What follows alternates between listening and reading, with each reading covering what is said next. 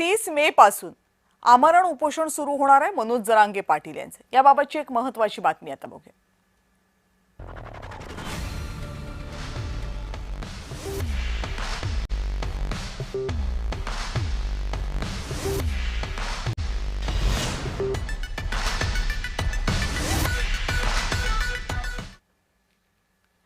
उन्हाळी सुट्ट्या संपत असताना महायुती सरकारसमोर पुन्हा एकदा कठीण पेपर येऊन उभा टाकलाय। पेपर आहे मनोज जरांगे पाटील यांच्या आंदोलनाचा। 30 तारखेपासून म्हणजे शनिवारपासून मनोज जरांगे पाटील पुन्हा आमरण उपोषणावर बसतात। सगळ्यात महत्त्वाचं म्हणजे यावेळेस ते मंडप किंवा शेड मध्ये न बसता रणरणत्या उन्हामध्ये उपोषण करणार। त्यामुळे सरकार सुद्धा ऍक्शन मोड मध्ये आले। पाहूयात त्या संदर्भातला स्पेशल रिपोर्ट।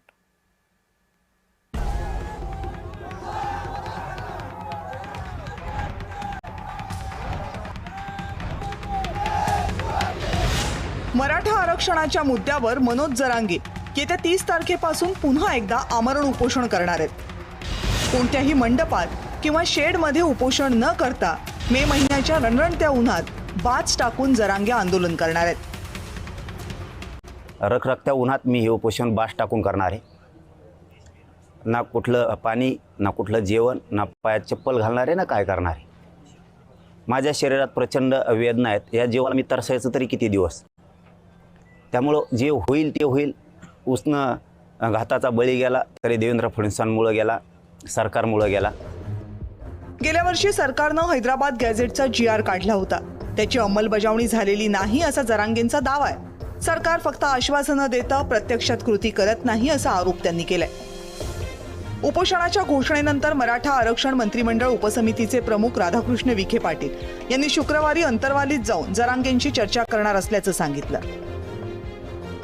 माझे सहकारी प्रसाद लाड माझ्या समेत आहेत। मी आता उद्या त्यांना जाऊन भेटणार आहे जरांगे पाटलांना आणि आम्ही आता मागच्या 2-3 दिवसात काय कार्यवाही केली त्याची कल्पना त्यांना देणार आहे। जरांगे मात्र चर्चेच्या मूडमध्ये नाहीयेत। इथं येऊन काय करणार असा थेट प्रश्न त्यांनी विचारलाय। काय करणार येऊन तुम्ही? चर्चा बोलणार? मला चर्चा नाही पाहिजे रे बाबा। 58 लाख नोंदी निघाल्या, त्याचे कुणबी प्रमाणपत्र तुम्ही देणार आहेत का? गेल्या वर्षी जरांगे मुंबईमध्ये धडकले। त्यानंतर त्यांचं उपोषण सोडवण्यासाठी सरकारला बरीच उठाठेव करावी लागली होती। आधी हैदराबाद गॅझेटचा GR काढला, मग त्यात तांत्रिक चूक आढळली, ती दुरुस्त करून सुधारित GR काढला।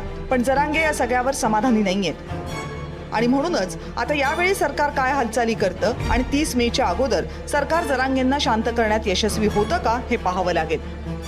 ब्युरो रिपोर्ट, जय महाराष्ट्र। आणि ओबीसी नेते लक्ष्मण हाके यांनी मनोज जरांगेंवर सडकून टीका केली आहे। जरांगे अडाणी माणूस आहे, पण राज्याच्या मुख्यमंत्र्यांना ओबीसींवर अन्याय होतोय हे कळत नाही का असा सवाल हाकेंनी विचारला।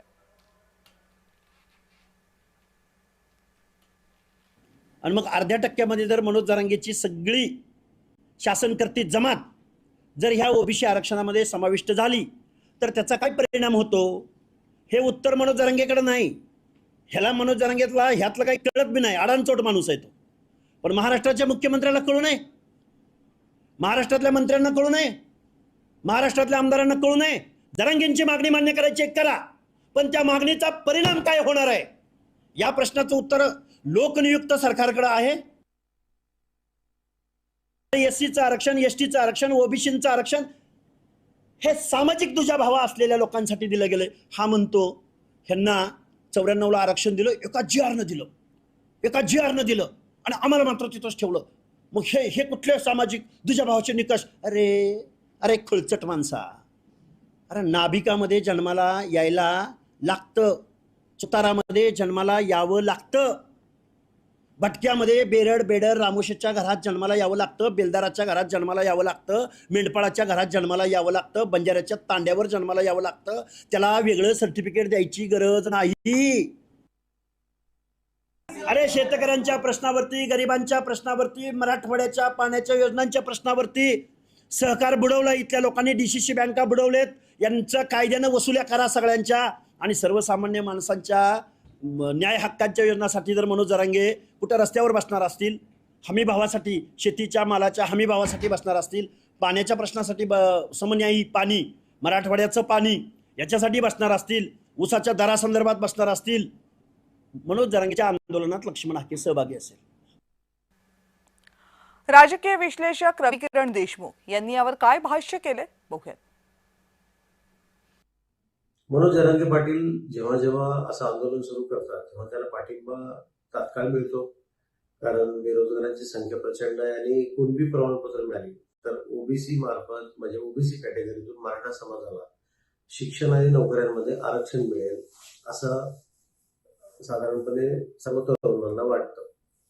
सरकार त्यांच्या परीने जे निर्णय घेऊ इच्छित आहे ते घेतलेले आहेत आणि मागे हैदराबाद गॅझेटियरनुसार त्याच्या प्रमाणपत्रांची पडताळणी करण्याचा निर्णय सरकारने घेतलेला आहे. सरकारने आधीच्याच घेतलेल्या निर्णयावर जेव्हा जरांगे पुन्हा एकदा आंदोलनाची भाषा करतात तेव्हा सरकारकडे नवीन निर्णय काही झालेला नसतो. त्यामुळे सरकारने त्यांच्याशी चर्चा फार आधी लवकर सुरू केली तरी त्यांची मूळ मागणी तीच असते जी सरकारने मान्य केलेली नसते. सरसकट प्रमाणपत्र देता येत नाही, ओबीसी प्रमाणपत्र, आणि सरकारला ओबीसीचा रोषही पत्करायचा नाही, कारण जेव्हा जेव्हा सरकार अनुकूल भूमिका घेतं जरांगे पाटील यांच्याविषयी तेव्हा ओबीसी मधून रोष निर्माण होतो आणि त्यांना असं वाटतं की आमच्यामध्ये तुम्ही नवीन वाटेकरी तयार करताय, आमच्या सवलती तुम्ही मराठा समाजाला देताय.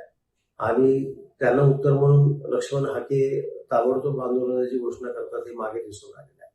त्यामुळे सरकारकडून फार उशिरा प्रतिसाद मिळालाय असंही म्हणता येत नाही, परंतु सरकार ज्या गोष्टींबाबत ठामपणे भूमिका घेऊ शकत नाही किंवा राजकीय दृष्ट्या एकांगी भूमिका घेऊ शकत नाही त्या वेळेला आंदोलन अपरिहार्य आणि अटळ ठरतं आणि सरकार जेव्हा हे आंदोलन सुरू होतं तेव्हा मध्यमार्ग काढण्याचा प्रयत्न करतात.